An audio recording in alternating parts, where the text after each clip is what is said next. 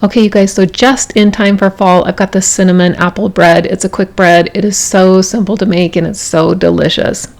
Now, what you're going to do is you start by mixing together your dry ingredients. Mix them together. We're going to set these aside, and after that's done, we're going to start chopping up our apples.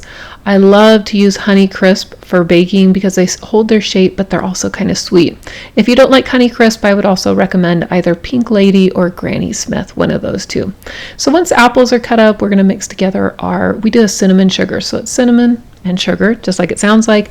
Mix it together and set that aside as well. You can see this all coming together very quickly.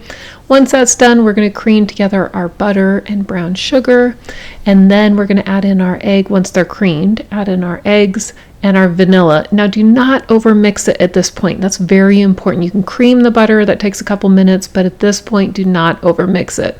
Another thing that I always use, well, not always, but usually in my quick breads is Greek yogurt. I love it. It moisturizes the bread. You could also use sour cream if you want as well. So once that's done, add in your dry ingredients. They've already been mixed together, so they're ready to go. Add them in, and just like the eggs, we don't want to over mix it. We want to just mix them until they come together. It takes maybe 20 to 30 seconds. Now, one thing that you can do is you can add in your apples right now and mix it together, but I like to make this layered. That way it's kind of separated. You have a distinction between the cake and the apples, kind of, and I think it holds together a little bit better. So take half of your batter and spoon it into a parchment lined 8x4 inch loaf pan. Once half that batter's in, we're going to take half of our apples as well. Actually, I usually use a little bit more than half when I do the center part.